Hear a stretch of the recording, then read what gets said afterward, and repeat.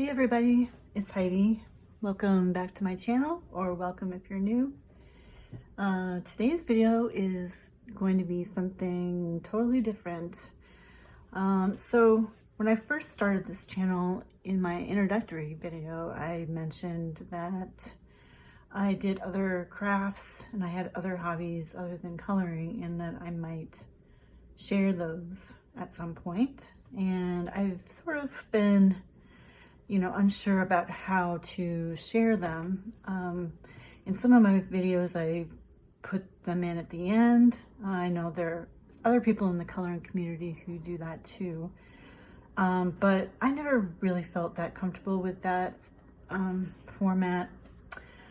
So I've come up with an idea for a new series called Arts and Crafts Show and Tell.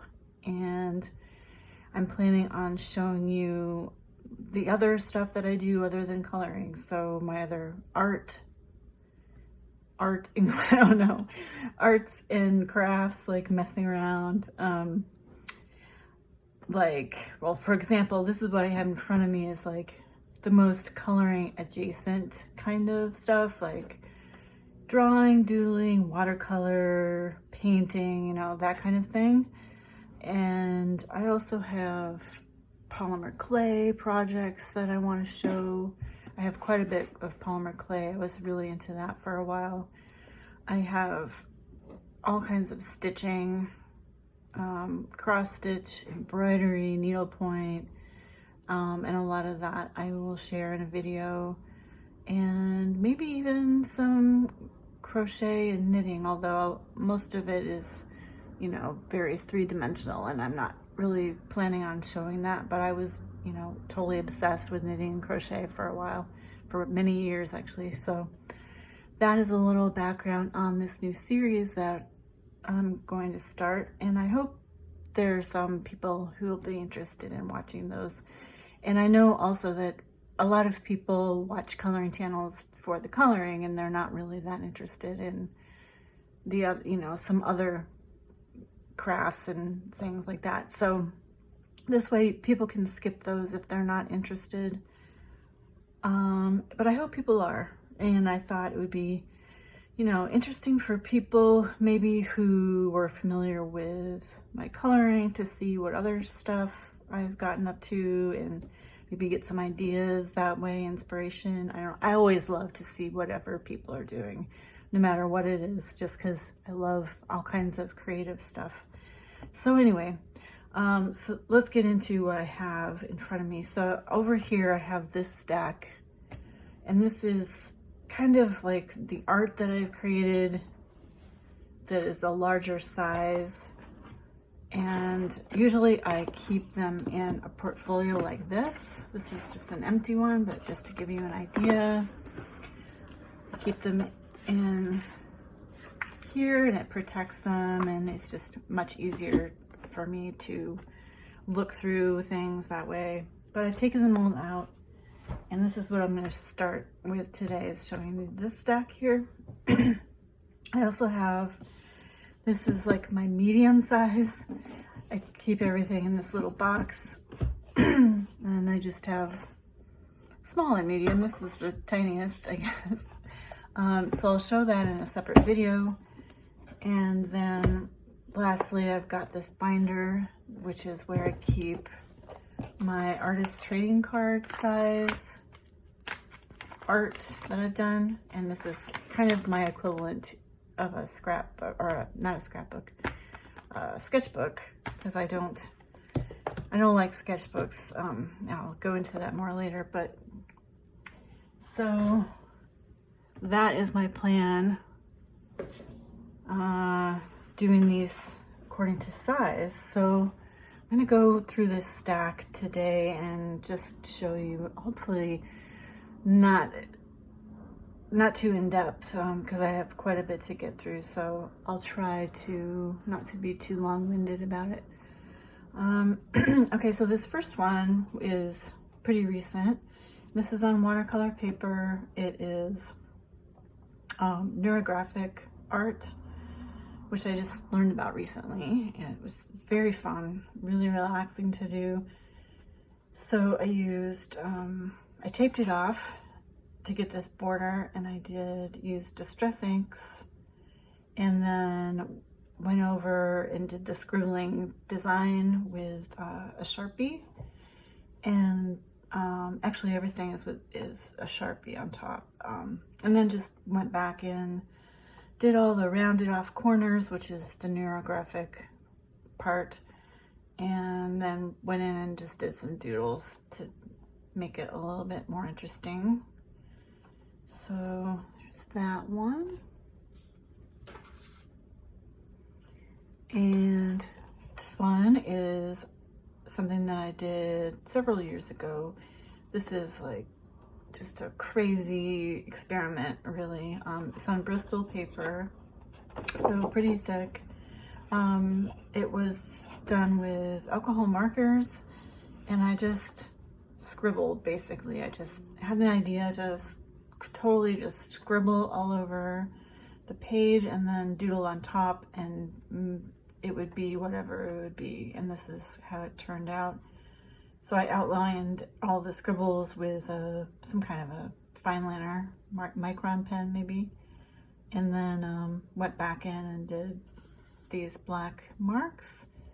And the colors I'm not that fond of, I think, but overall I think it's kind of interesting, and I liked the doodles style that came out of it. I think this was the first time that I had done that. So let me just show you some of the details a little bit closer. So there's that one.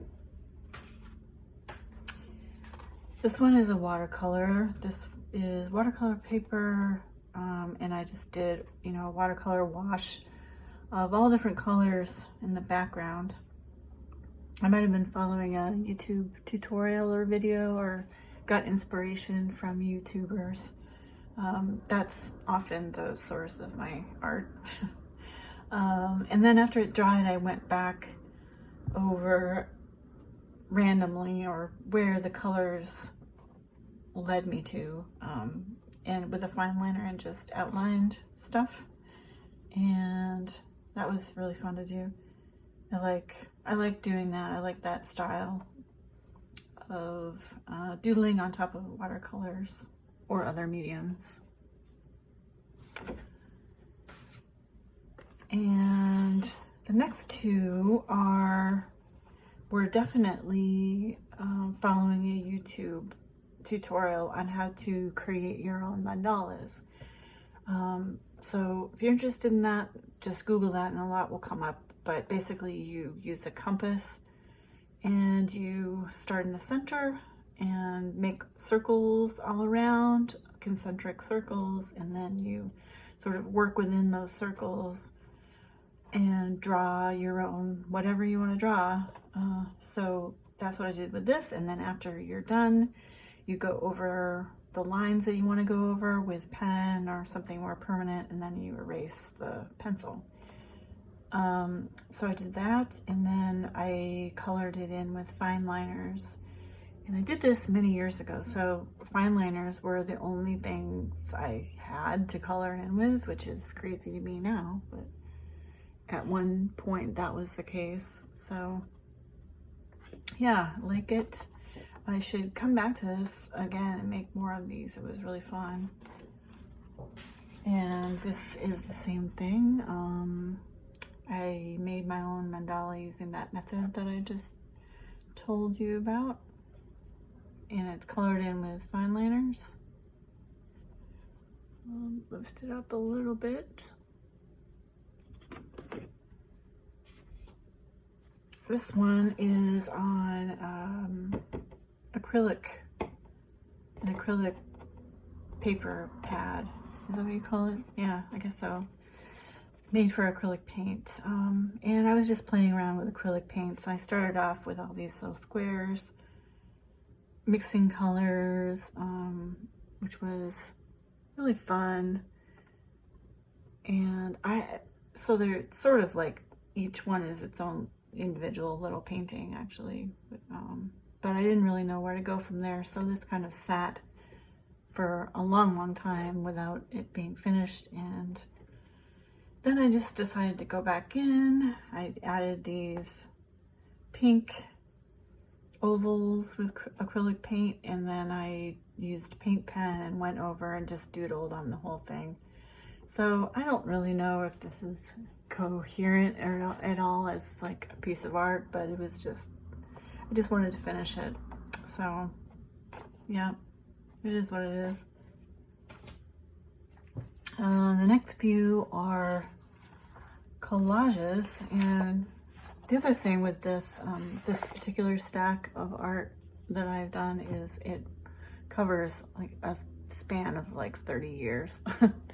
So these collages here I made in the very late 90s and early 2000s. And what I did with these are just made on, I don't know what kind of paper these are. Some of them I did actually made with just envelopes. Like I cut it out of like those manila envelopes, those yellow ones, because I didn't have any special paper or anything. And it worked fine. So I think this one was the very first one that I made. Yeah. And these are just cut, I just cut these out of magazine pages. I don't know what they are, like 1/2 inch squares maybe. And I measured and cut these all by hand and glued them on using a glue stick. And at the time it was really amazing to do and so much fun. It was a little bit tedious, but I enjoyed it. It had been a long time since I'd done any art, and I was just excited to do something creative again. So I don't know if you can, maybe I'll lift it up so you can see some more of the details, and I'm sorry about any glare that's happening. But there was that one, and then after that one, I did a whole series of these, all using magazine pages, just cut out and glued on to things. It was really meditative. And actually this gave me the idea for a series of cross stitches that I did, you know, a few years after this. And I'll show you those in the stitching episode. I think this is actually upside down, yeah. This one. And then the last one in this series. Yeah, and you can see how I'm starting to use like geometric designs, and that's what I ended up doing later in my cross stitch pieces. And then something completely different. This is from just a few years ago. This is on multimedia paper, and I think this was actually in a sketchbook that I wanted to start, and then it just drove me crazy having all those blank pages. It felt like so much pressure to fill up the sketchbook. So I cut it out, and I cut the sketchbook apart. I kept the multimedia paper because it's really nice. And for some reason that doesn't bother me as much, just having it in a stack like somewhere and not in an actual sketchbook. I don't know if anyone else feels that way or not. But this piece is just, it was just, you know, I think I followed a tutorial, or someone gave me the idea on YouTube of blocking off these little sections and then just kind of doodling in all those sections, and I tried to make it cohesive in color and theme kind of. And I really liked this one. It was fun to do, and this really works well for me, dividing it up into these little sections like that. So I should give that another try one of these days. I'll just lift this up so you can, because some of the details are pretty small.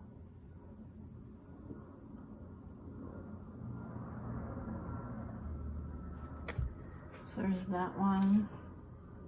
And then the next few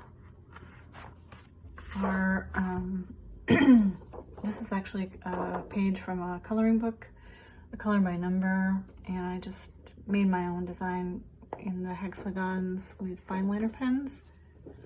I really like to do that kind of thing.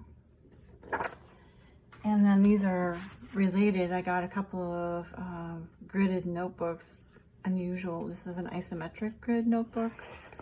These little triangles, and I just did the same thing, made my own designs using fine liners. So there's that one and this one.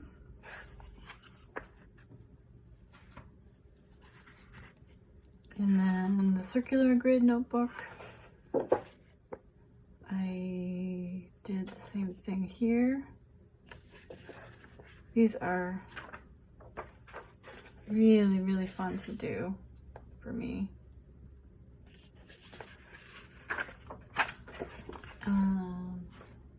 So there's those, and then this one is just on, it was I don't know what you call this, it's like black drawing paper, I guess. It's not super thick, it's, I don't know, maybe 60 pounds, 70, something like that. I just used a white gel pen and drew this by hand. I didn't, you know, graph it out or do it like the other mandala. I just kind of like winged it. So you lift that up so you can see it a bit better. I was trying out gel pens on the black paper. And this one is a watercolor that I was just playing around. I don't know where I got this idea of doing all these little squares, but I just came up with this design, sort of improvised it. So I like this one a lot. And another abstract, just kind of messing around. I think I did all these when I first bought this watercolor paper. This is 100% cotton watercolor paper, really absorbent, and you can do a lot more layering with it than you can with regular paper, watercolor paper.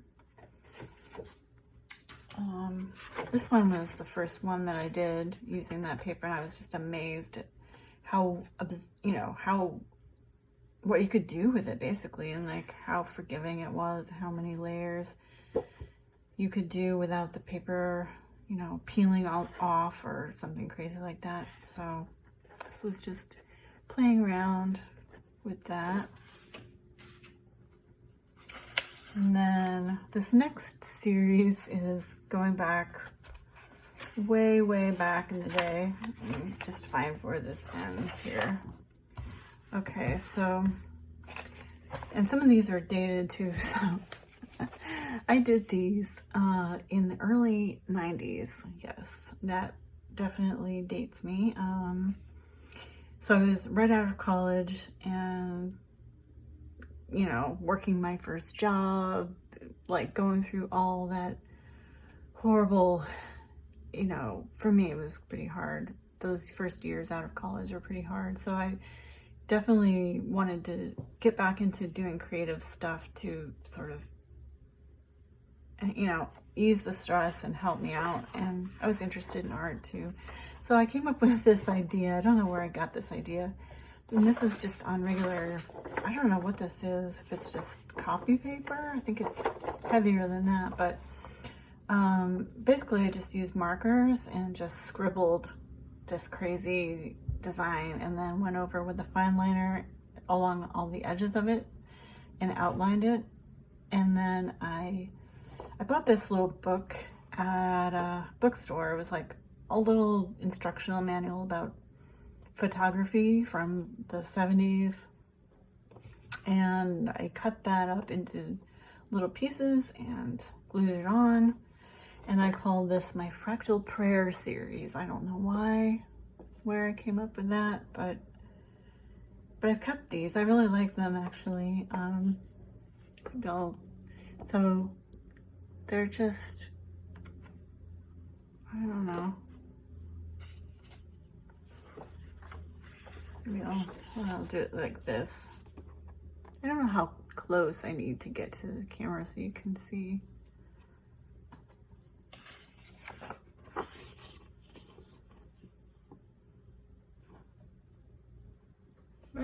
It's not fitting in the frame. There we go.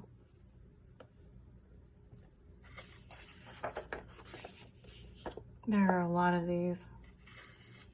So I hope this doesn't try your patience too much. I figure if you're still watching at this point in the video, you're probably committed to seeing all this stuff. So this one looks pretty dark. These are elephants, if you can't tell.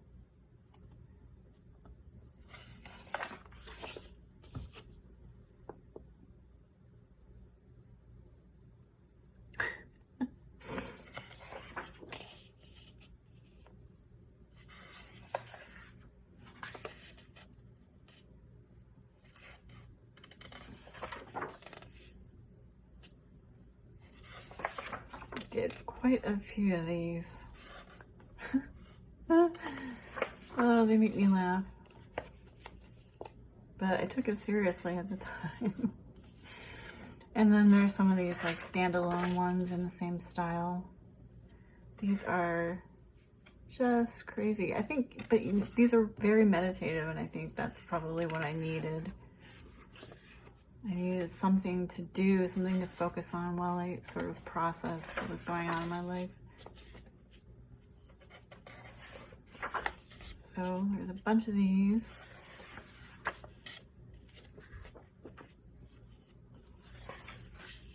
And this one has a bunch of little spiders down at the bottom. Maybe you can't see. And that's the last of that series. And then after that, these are probably from the mid 90s or so. Mid to late 90s, I guess. Let me just get through. Oh, actually, these are earlier. So let's skip back.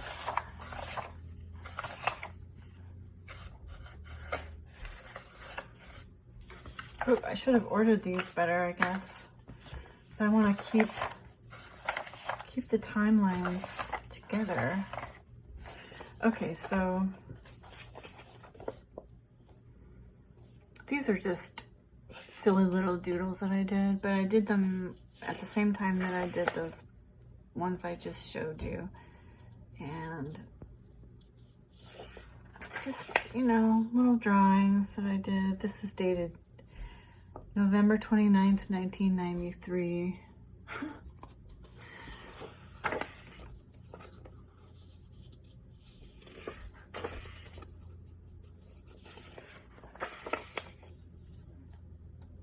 This one is, I like. This one is some kind of a succulent. And this one I like a lot too. This one's kind of weird, but I wanted to keep all these. I couldn't bear to get rid of them. And then the next is sort of part of this series. I get into this kind of doodling. This is what I did all the time. Like, you know, if I was at work and bored or something, I would just do these little doodles. And I did this one on the phone, I remember. And kept these all these years. Just these little dots. I just love to do these little dots. And then I got into this kind of a thing where I was making like three-dimensional things.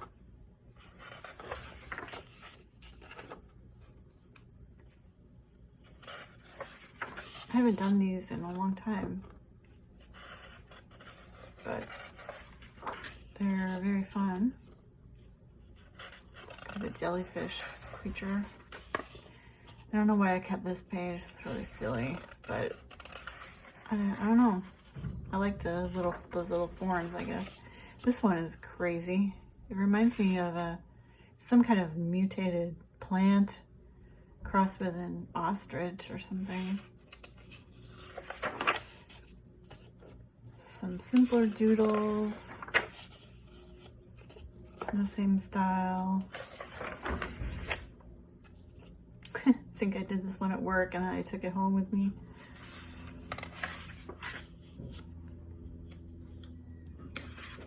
And this one, I'm not that crazy about this one, but I didn't want to get rid of it either, so I just kept it. And then this one I was my intention was to fill the whole page, and then I just lost interest, but I didn't want to get rid of it. Let me just show you a little closer. So that's it for my larger size creations, my art creations. Yeah, so that wasn't too long. Actually, that went much quicker than I thought it might. So I hope that you enjoyed seeing all of these things. Let me know what you think, and I'd love to hear it. Yeah, maybe it gave people some ideas. If so, I'm glad. And yeah, thanks for watching, and I'll see you in the next one.